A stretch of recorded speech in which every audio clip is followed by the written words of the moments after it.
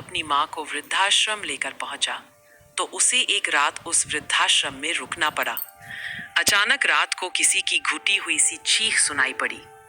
जैसे ही संदीप ने जाकर देखा तो वहां का नजारा देखकर उसके होश उड़ गए। शहर के जाने माने वृद्ध आश्रम दिव्य धाम का दृश्य, जहां संदीप नाम का एक 40 वर्षीय व्यक्ति अपनी 75 वर्षीय मां को छोड़ने के लिए आया था। रिसेप्शन पर बैठी पूजा और संदीप के बीच बहस चल रही थी। देखिए मैडम, मेरी बात समझने की कोशिश कीजिए। मेरे पास इतना समय नहीं है कि दोबारा अपनी माताजी को यहाँ पर लेकर आ सकूं, इसलिए आप इन्हें आज ही एडमिशन दे दीजिए। आप कहती है तो मैं अभी के अभी 1 लाख रुपए का चेक काट कर आपको दे देता हूँ। बस आप मेरी माताजी को यहाँ रख लीजिए। अरे सर, मैं एक बार आपसे कह चुकी हूँ ना कि किसी भी हालत में आपकी माताजी को आज एडमिशन नहीं दिया जा सकता।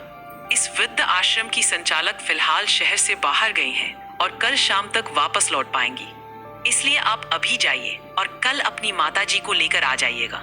रिसेप्शन पर बैठी पूजा ने कहा तो संदीप बड़ी मुश्किल से अपने गुस्से को काबू करता हुआ बोला, अरे मैडम, मैं आपकी बात समझता हूँ, लेकिन मेरी भी मजबूरी है। हम लोग बहुत दूर से आए हैं। 3 दिन बाद मेरी अमेरिका की फ्लाइट है। अभी तो मुझे सारी तैयारियां करनी है। प्लीज मेरी सिचुएशन को समझने की कोशिश कीजिए। अभी ये बातें चल ही रही थी कि इतने में संदीप का मोबाइल बज उठा। उसके बॉस का फोन था। हेलो जी सर, संदीप ने कहा। तो दूसरी ओर से आवाज आई, मिस्टर संदीप, आपने अभी तक मुझे डॉक्यूमेंट ईमेल नहीं किए हैं, जबकि आपने कहा था कि आज दोपहर तक आप सारे डॉक्यूमेंट मुझे ईमेल के जरिए भेज देंगे। जी जी सर, मैं अभी कर देता हूँ, संदीप ने हड़बड़ाते हुए कहा। तो उसके बॉस बोले, लेकिन मिस्टर संदीप, आप अपने काम के प्रति इतने लापरवाह कैसे हो सकते हैं? नहीं सर, दरअसल मैं किसी परेशानी में फंस गया था। मैं अभी आपको। इससे पहले कि संदीप अपनी सफाई में कुछ कह पाता, दूसरी ओर से फोन कट चुका था। चिंता और परेशानी में डूबा संदीप अपना सर पकड़कर कुर्सी पर बैठ गया। अपने बेटे को इस तरह तनावग्रस्त देखकर पास बैठी कमला जी भी व्याकुल हो उठी। संदीप ने फिर से पूजा से कहा, मैडम, आप देख ही रही हैं कि मैं कितनी उलझनों में फंसा हुआ हूँ। एक तरफ बीवी, बच्चे और घर की परेशानियां, तो दूसरी ओर विदेश की नौकरी। मेरे फ्यूचर का सवाल है मैडम, प्लीज कुछ कीजिए। आप वृद्ध आश्रम की मैनेजर को फोन लगाइए, मैं उनसे बात करता हूँ। जी नहीं, ऐसा अभी संभव नहीं है। मैडम का फोन आउट ऑफ रेंज है।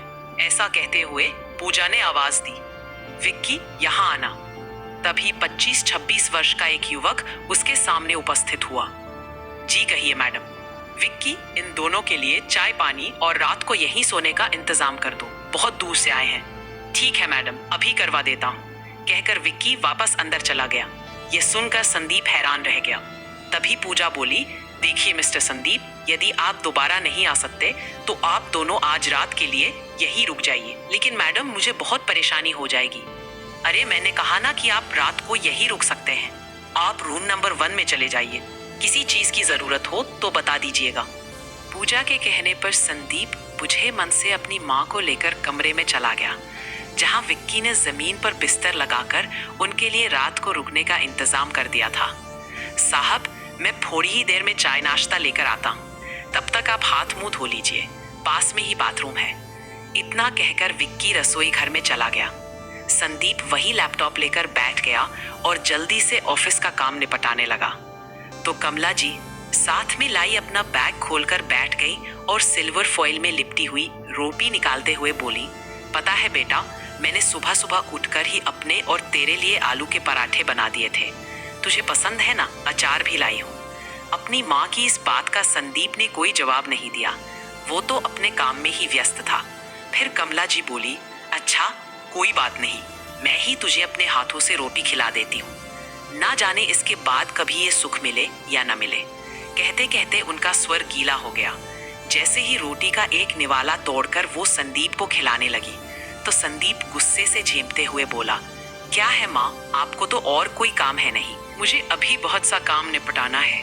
आप ही खाइए ये आलू के पराठे, मुझे अभी भूख नहीं है। बेटे की यह बात सुनकर कमला जी थोड़ा सहम गई और चुपचाप वह पराठे वापस बैग में रख दिए। फिर बोली, ठीक है बेटा, तुम्हें जीवन में बहुत तरक्की मिले, बहुत बड़े आदमी बनो, मेरी भगवान से यही दुआ है। थोड़ी देर यूं ही बैठे बैठे कमला जी अपने अतीत में विचरने लगी।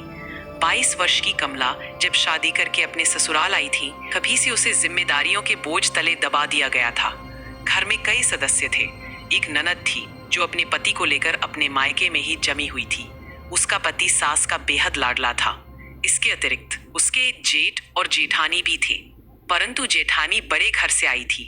जेठ भी खूब अच्छा कमाता था, इसलिए जेठानी सास की धौंस की बिल्कुल परवाह नहीं करती थी। ले देकर सास का रोब कमला पर ही चलता था। कमला का पति एक छोटी मोटी प्राइवेट नौकरी करता था, कुछ खास नहीं कमा पाता था। घर का खर्च ससुर और जेठ की कमाई से ही चलता था। इस सब के कारण कमला की हैसियत एक नौकरानी से ज्यादा नहीं थी अपने ससुराल में, लेकिन इतना भी काफी नहीं था। विवाह को कई साल बीत गए, परंतु कमला की गोद अभी तक खाली थी। मन की पीड़ा तब और बढ़ जाती जब ससुराल वाले भी उससे बांझ होने के ताने देते थे। आखिरकार विवाह के 12 वर्ष पश्चात भगवान ने उसकी प्रार्थना सुनी और उसे संतान सुख की प्राप्ति हुई। परंतु उसका बेटा अभी 1 महीने का ही हुआ था कि उसके पति की एक रोड एक्सीडेंट में मृत्यु हो गई। कमला अंदर से पूरी तरह टूट चुकी थी। अब उसके जेठ ठानी भी परिवार से अलग हो गए। सास ससुर भी कुछ समय बाद स्वर्ग सिधार गए। ननद और नंदोई ने अलग घर बना लिया। कमला अपने बेटे के साथ बिल्कुल अकेली रह गई, लेकिन उसने हिम्मत नहीं हारी। बेटे के पालन पोषण के लिए उसने लोगों के घरों में काम करना शुरू किया, लेकिन सारा काम करते हुए भी वह अपने बेटे को कभी अकेला नहीं छोड़ती थी। इतनी मुश्किलें सहन करने के बावजूद कमला ने उसे पढ़ाया लिखाया और इतना काबिल बनाया कि उसे एक बहुत बड़ी मल्टीनेशनल कंपनी में नौकरी मिल गई। फिर उसकी मुलाकात रेखा नाम की लड़की से हुई। दोनों एक दूसरे की ओर आकर्षित होने लगे और जल्द ही दोनों ने शादी करने का फैसला कर लिया। रेखा मॉडर्न ख्यालात की लड़की थी। घर का काम करना उसे जरा भी पसंद नहीं था। जहां घर का सारा काम कमला को ही करना पड़ता था, वहीं दिन भर घूमना फिरना, सहेलियों के साथ शॉपिंग या फिर अपने मम्मी पापा के घर चले जाना, यही उसकी दिनचर्या थी। किसी दिन घर पर रहती तो सहेलियों का अड्डा वही जम जाता। यह सब कमला को बिल्कुल पसंद नहीं था, लेकिन कहती भी तो किससे। बहू को समझाने लगती तो 2 टूक जवाब सुनने को मिलता था और बेटा पत्नी का दीवाना था। खैर, जैसे तैसे जिंदगी की गाड़ी चल रही थी। समय यूं ही बीतने लगा। संदीप और रेखा की शादी को अब 12 साल बीत चुके थे। कमला जी के 2 पोते थे, एक 10 साल का और दूसरा 8 साल का। उधर रेखा के मायके वाले अमेरिका में शिफ्ट हो गए थे। अब रेखा ने भी रट लगा ली कि उसे भी अमेरिका में जाकर बसना है, वहां की हाईफाई लाइफ का मजा लेना है। संयोग से संदीप की कंपनी ने उसे विदेश में नौकरी का ऑफर दिया। यहाँ से दुगनी तनख्वाह के लालच में संदीप ने भी इस ऑफर को स्वीकार कर लिया। उसकी पत्नी रेखा और दोनों बच्चे तो जैसे खुशी से फूले नहीं समा रहे थे। अपनी माँ कमला जी को भी साथ लेकर जाना चाहता था, लेकिन उनका वीजा रिजेक्ट कर दिया गया। इस पर संदीप परेशान हो गया कि अब क्या किया जाए। उधर उसकी पत्नी रेखा अमेरिका जाने की जिद पर अड़ी थी। उसने सुझाव दिया कि फिलहाल माँ जी को वृद्ध आश्रम में भेज देते हैं और 1 साल बाद दोबारा वीजा अप्लाई करके उन्हें अपने साथ अमेरिका ले जाएंगे। लेकिन अगर अगले साल भी वीजा ना लगा तो, संदीप ने कहा। तो उस पर रेखा बोली, अरे तो क्या हुआ, बल्कि मैं तो कहती हूँ उनके लिए वृद्ध आश्रम ही ठीक रहेगा। वह क्या करेंगी हमारे साथ विदेश जाकर, और तुम्हें भी अपनी माँ के बारे में सोच सोचकर परेशान होने की बजाय अपनी आने वाली जिंदगी पर ध्यान देना चाहिए। यह समय प्रैक्टिकल होकर सोचने का है। भावुकता में बहकर इतना अच्छा मौका मत छोड़ो।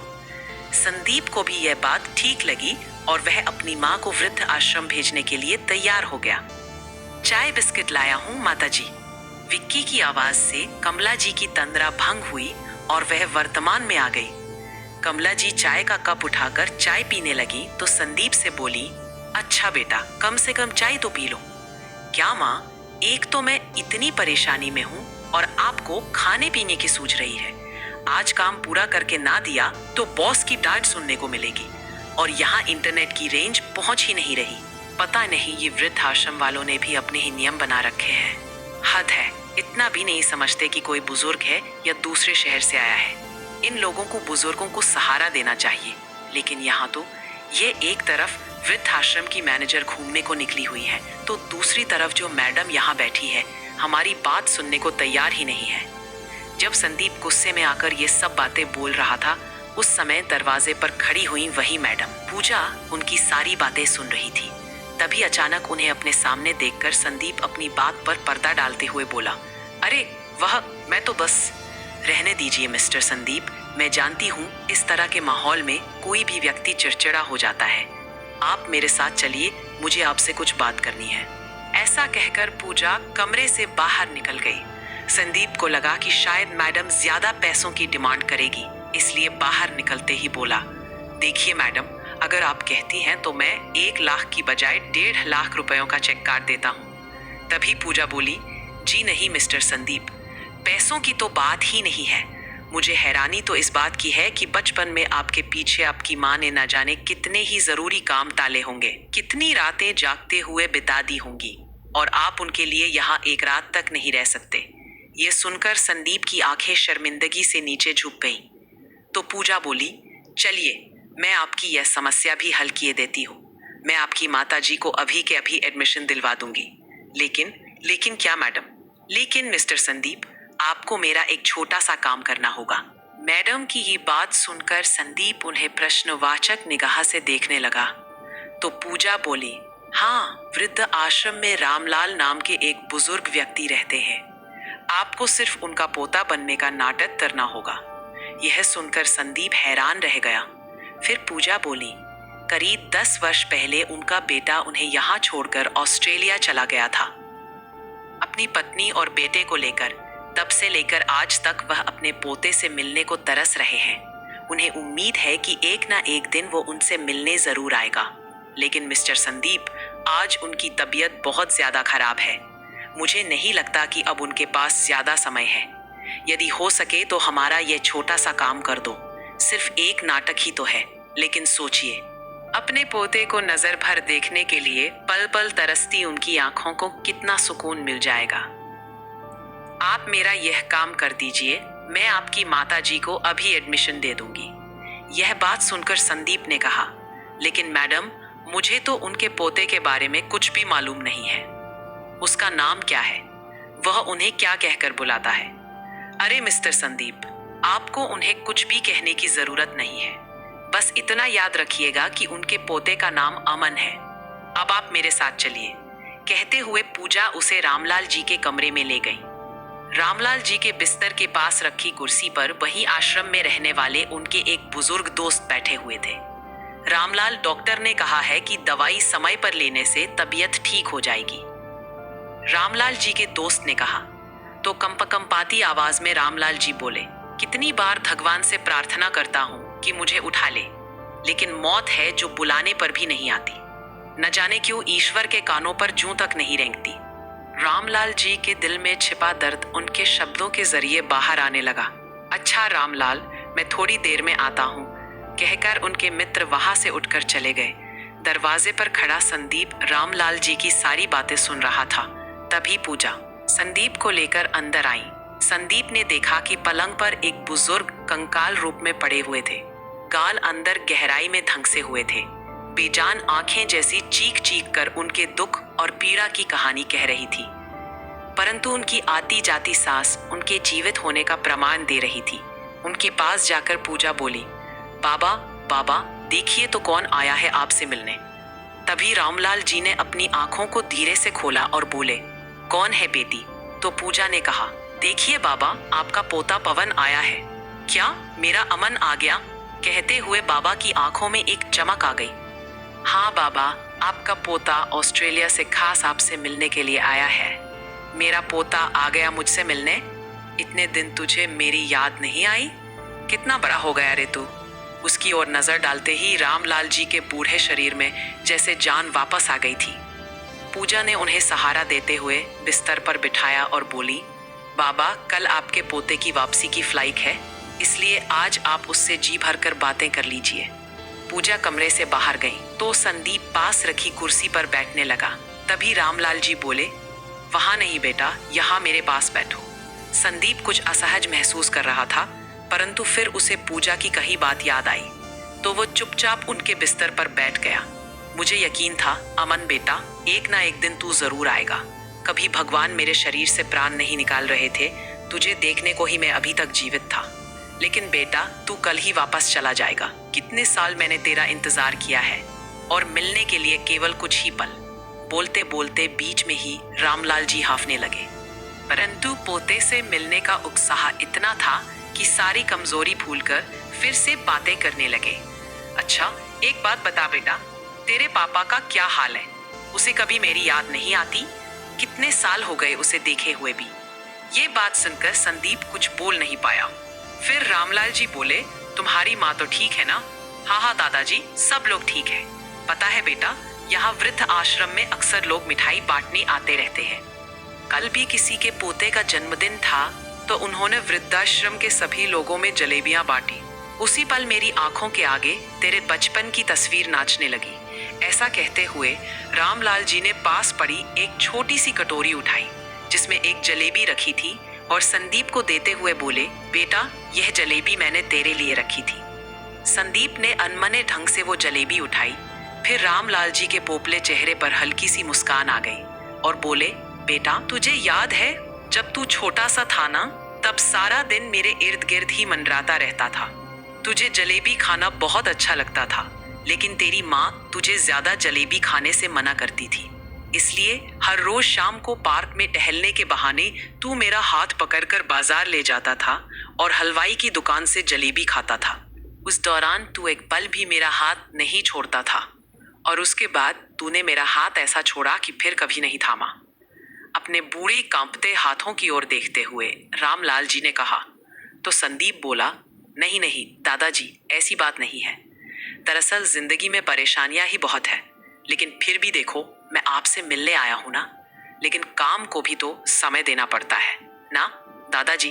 अब अपने काम को समय देने की कोशिश करो। रिश्तों को समय नहीं दे पाते, और अगर रिश्तों पर ध्यान दो तो काम छूटने लगता है। हाँ बेटा, गलती तो हमारी ही है। हम काम के बोझ को रिश्ता समझते हैं और रिश्तों को बोझ। यह सुनकर संदीप नजरें झुकाए चुपचाप बैठा रहा। फिर रामलाल ही बोले, लेकिन बेटा, मुझे खुशी है कि कम से कम तू मुझसे मिलने तो आया। एक बात तो बताओ, तुम्हारी शादी हो गई क्या? रामलाल जी के इस सवाल पर संदीप सोच में पड़ गया। दिमाग में ख्याल आया कि अगर हाँ कहता हूं तो दादाजी अपनी पुत्र वधू के बारे में पूछने लगेंगे। क्या हुआ बेटा, किस सोच में पड़ गया? तेरी शादी हुई या नहीं? रामलाल जी ने पूछा। तो संदीप बोला, अरे नहीं दादाजी, मेरी शादी नहीं हुई। अच्छा, तो कोई लड़की पसंद कर रखी है तूने? अरे नहीं दादाजी, आप भी कैसी बातें कर रहे हैं? पवन बेटा, अब तो मुझसे छिपाएगा, तेरे बाप का भी बाप हूं मैं। कहते हुए अचानक उनकी आवाज फिर से कांपने लगी और आंखों से आंसू टपकने लगे। फिर थोड़े अंतराल के बाद बोले, अभी तक तो तेरे पिता की खुशबू भी मेरे जहन से नहीं गई, पर वो मुझे छोड़कर चला गया। लेकिन बेटा, तू मेरी एक बात मानेगा? हाँ दादाजी, बताइए। बेटा, तेरा पिता तो मुझे अकेला छोड़कर चला गया था, पर लेकिन तू कभी अपने माँ बाप को बुढ़ापे में अकेला मत छोड़ना। वृद्धावस्था में जब एक इंसान अकेला रह जाता है तो उसकी जिंदगी एक सजा से ज्यादा और कुछ नहीं रह जाती। यह सिर्फ मेरे अकेले की कहानी नहीं है। यहाँ वृद्धा आश्रम में कितने ही ऐसे बुजुर्ग हैं जिनके बेटे बेटियां, बहुएं, पोते पोतियां सब हैं, लेकिन फिर भी उनका अपना कोई नहीं। जीवन के इस पड़ाव पर आकर सारे रिश्ते मिथ्या लगने लगते हैं। यहाँ रहने वाले वृद्ध लोगों के हृदय में परिवार की यादें दिन रात शूल की तरह चुभती हैं। अभी संदीप और रामलाल जी की बातें चल रही थी कि संदीप का मोबाइल बज उठा। उसने देखा उसकी पत्नी रेखा का फोन था। फिर बोला, अच्छा दादाजी, अब आप सो जाइए, सुबह एयरपोर्ट जाने से पहले मैं आपसे मिलने आऊंगा। हाँ बेटा, तू भी थक गया होगा, जाकर सो जा। भगवान करे तुझे दुनिया की सारी खुशियां मिले। संदीप ने बाबा के पैर छूकर आशीर्वाद लिया और बोझिल कदमों से दरवाजे की ओर बढ़ा। लेकिन जैसे ही वह दरवाजे की चौखट लांघने लगा, उसी समय एक घुटी हुई सी हृदय विदारक चीख उसे सुनाई दी। उस आवाज ने उसके दिल को भयभीत कर दिया। किसी अनहोनी की आशंका से उसने पीछे मुड़कर देखा तो रामलाल जी अपने बिस्तर पर निढाल होकर गिर चुके थे। संदीप जल्दी से उनके पास गया उन्हें हिलाया डुलाया, लेकिन उनके प्राण पखेरु तो उड़ चुके थे। उस वृद्ध व्यक्ति से कोई रिश्ता न होते हुए भी उनकी ऐसी हालत देखकर संदीप की आंखों से आंसू बह निकले। उसने तुरंत मैडम पूजा को आवाज दी और रामलाल जी के बारे में बताया। काफी देर तक संदीप उदास होकर बाहर ही बैठा रहा। तभी दोबारा उसका फोन बजा। संदीप ने फोन उठाया तो उसकी पत्नी बोली, अरे इतनी देर से कहाँ हो? तुम तो माँ जी को वृद्ध आश्रम छोड़ने गए थे ना, फिर अभी तक आए क्यों नहीं? वो क्या है ना रेखा, यहाँ वृद्ध आश्रम की संचालिका उपस्थित नहीं थी, जिस वजह से माँ का एडमिशन नहीं हो पा रहा था, इसलिए मैं। तभी संदीप की बात को काटते हुए उसकी पत्नी रेखा बोली, अरे कमाल करते हो तुम, आज एडमिशन नहीं हुआ था तो कल हो जाता, इसके लिए तुम्हें वहां रुकने की क्या जरूरत थी? तुम्हें माँ को वहां छोड़कर वापस आ जाना चाहिए था। 3 दिन बाद हमारी फ्लाइट है और तुम वहां अपनी माँ के पास बैठे हो। ये तुम कैसी बातें कर रही हो रेखा? वो माँ है मेरी, ऐसे कैसे छोड़कर आ जाता उन्हें? मैं कल सुबह जल्दी यहाँ से निकल जाऊंगा। कहते हुए संदीप ने फोन काट दिया। फिर जब अपनी माँ के पास कमरे में गया तो उसे उदास देखकर कमला जी ने पूछा, क्या हुआ संदीप बेटा, कोई परेशानी है क्या? इतनी देर कहाँ लग गई? कुछ नहीं माँ, बैठे बैठे थक गया था तो फिर मैं बस बाहर टहलने चला गया था। अच्छा माँ, मैडम ने हमें बाहर हॉल में बुलाया है। हॉल में? किस लिए बेटा? कमला जी ने पूछा तो संदीप बोला, खाना खाने के लिए माँ। इस आश्रम का एक नियम है कि यहाँ सब लोग एक साथ बैठकर खाना खाते हैं। हाँ बेटा, तूने तो सुबह से खाना ही नहीं खाया, भूख लगी होगी, ऊपर से काम का बोझ, चलकर खाना खा लेते हैं। संदीप अपनी माँ के साथ बाहर हॉल में आया, जहाँ एक बड़ी सी डाइनिंग टेबल पर खाना रखा हुआ था। एक एक करके सभी बुजुर्ग वहां आकर बैठने लगे। कुछ बुजुर्ग तो चलने फिरने में समर्थ थे, जबकि कुछ बुजुर्ग ऐसे थे जो शरीर से पूरी तरह लाचार हो चुके थे। वृद्धाश्रम में काम करने वाले कर्मचारी बड़े सेवा भाव से उनके लिए खाना डालकर उन्हें खिला रहे थे। संदीप बड़े गौर से यह सब देख रहा था।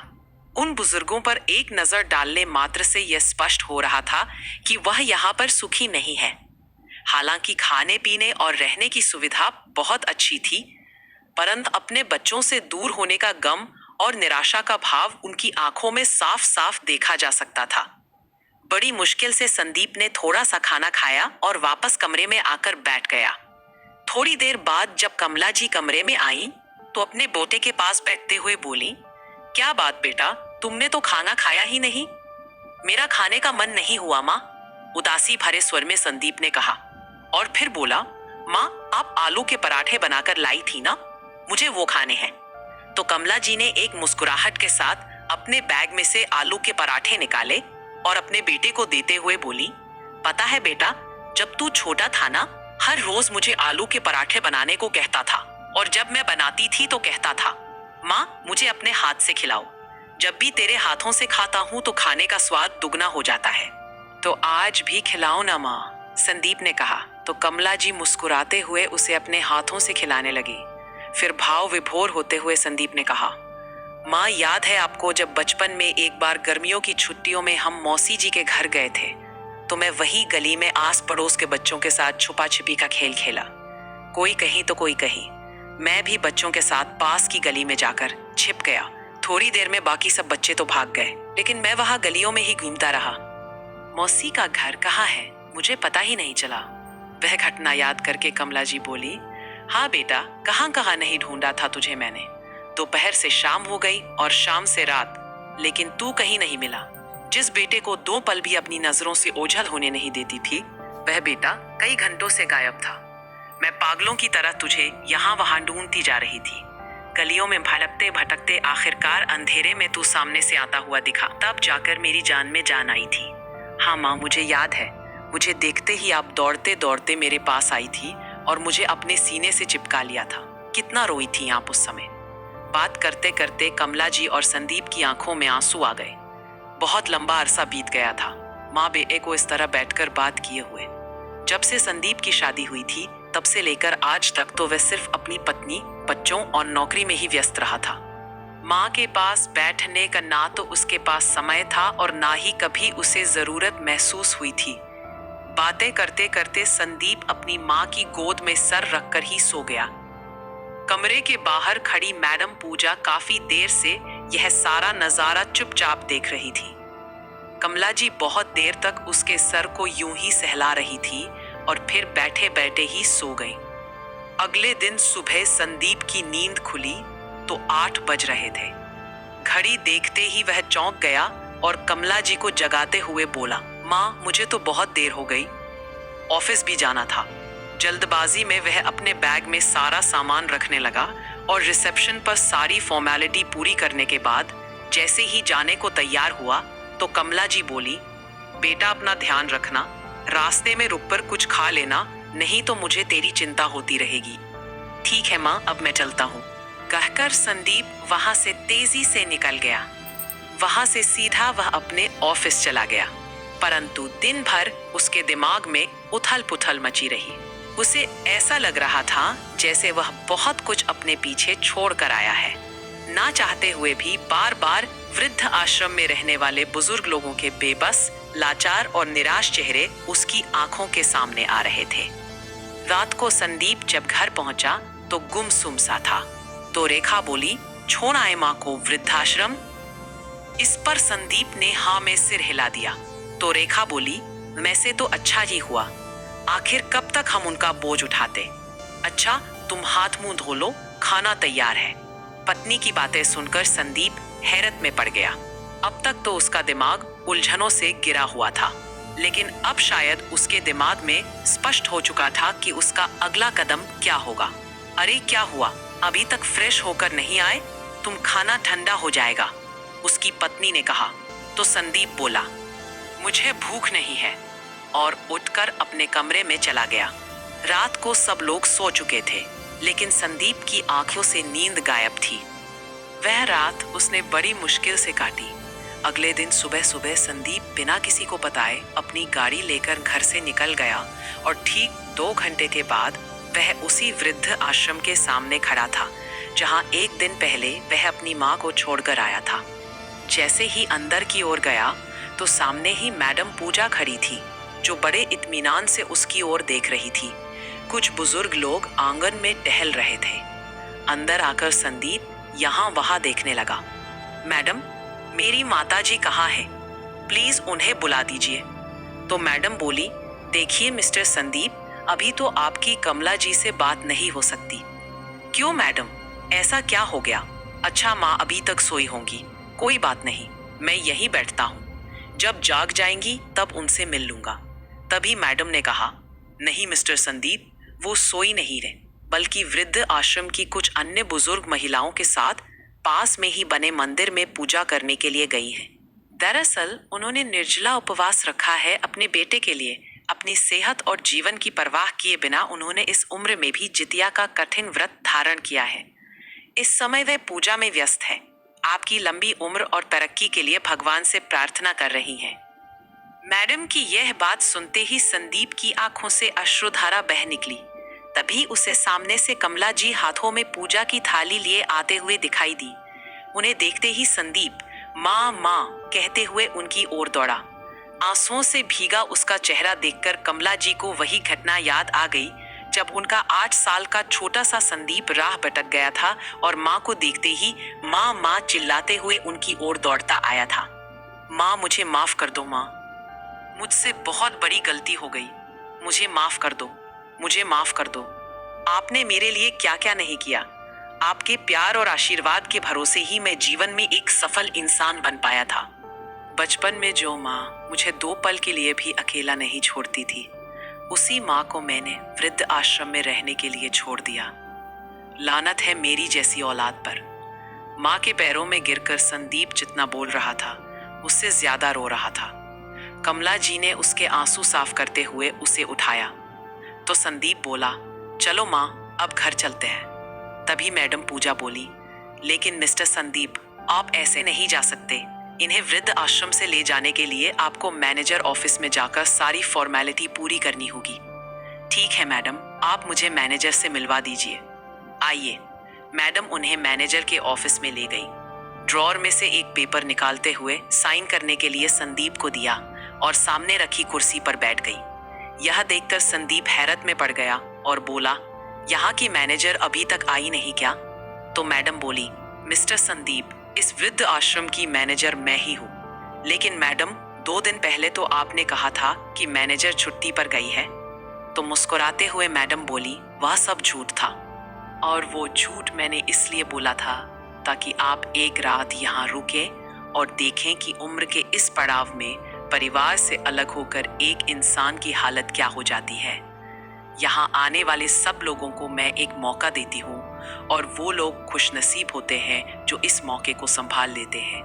रिश्तों की अपनी अहमियत होती है मिस्टर संदीप। माँ बाप अपने बच्चों के जन्म से पहले ही उनका करियर बनाने के लिए पैसे जमा करने लगते हैं, लेकिन बदले में यह उम्मीद नहीं करते कि उनके बच्चे बड़े होकर उनके बुढ़ापे के लिए जमा करें, क्योंकि उस समय उन्हें पैसों की जरूरत नहीं होती। उन्हें जरूरत होती है अपने बच्चों के थोड़े से प्यार की, उनके साथ की। और जब उन्हें यह मिल जाता है तो उनकी यह अवस्था भी खुशी खुशी निकल जाती है। यह बात सुनकर संदीप आंखों में आंसू लिए बोला, आपका बहुत बहुत शुक्रिया मैडम। आपने मुझ पर एक बहुत बड़ा एहसान किया है। आपका बहुत धन्यवाद। अपनी माँ को लेकर संदीप जैसे ही वृद्ध आश्रम के गेट से बाहर जाने लगा तो सभी बुजुर्ग टकटकी लगाकर उन्हें जाते देख रहे थे। कुछ बुजुर्ग तो उन्हें बाहर तक छोड़ने भी आए। वे सब सोच रहे थे, काश उनके जीवन में भी एक ऐसा दिन आए जब उनका कोई अपना पश्चाताप और आत्मग्लानि से भरकर यहाँ आए और उन्हें अपने घर वापस ले जाए। जैसे ही कमला जी अपने बेटे संदीप के साथ गाड़ी में बैठी, तभी संदीप के पास फोन आया। अरे, सुबह सुबह मुझे बिना बताए कहाँ निकल गए थे तुम? कितनी बार तुम्हें फोन किया, लेकिन तुम हो कि फोन उठाते ही नहीं हो, उसकी पत्नी ने कहा। तो संदीप बोला, मैं वृद्ध आश्रम से माँ को लेकर वापस आ रहा हूँ। क्या? यह क्या कह रहे हो तुम माँ को वापस ला रहे हो? अरे, उन्हें रखोगे कहाँ? हमें तो विदेश जाना है ना। और मैं बता देती हूँ, विदेश जाने का प्रोग्राम मैं हरगिज कैंसिल नहीं करूंगी। जहां से ला रहे हो वही वापस छोड़कर आओ उन्हें, रेखा ने कहा। तो संदीप बोला, बिल्कुल नहीं, मैं अपनी माँ को अकेले छोड़कर अमेरिका नहीं जा सकता। तुम्हें जाना है तो जा सकती हो, मैं तुम्हें छोड़ने को तैयार हूँ, लेकिन अपनी माँ को नहीं। कहते हुए संदीप ने फोन काट दिया और मन ही मन ठान लिया कि अब चाहे जो भी परिस्थिति हो, वह अपनी माँ का साथ कभी नहीं छोड़ेगा। तो दोस्तों, आपको वृद्धाश्रम की मैनेजर की सूझबूझ कैसी लगी? कमेंट बॉक्स में अपनी राय जरूर दीजिएगा और कहानी अच्छी लगी हो तो वीडियो को लाइक, शेयर और सब्सक्राइब करना ना। मिलते हैं एक और नई कहानी के साथ। बहुत बहुत धन्यवाद।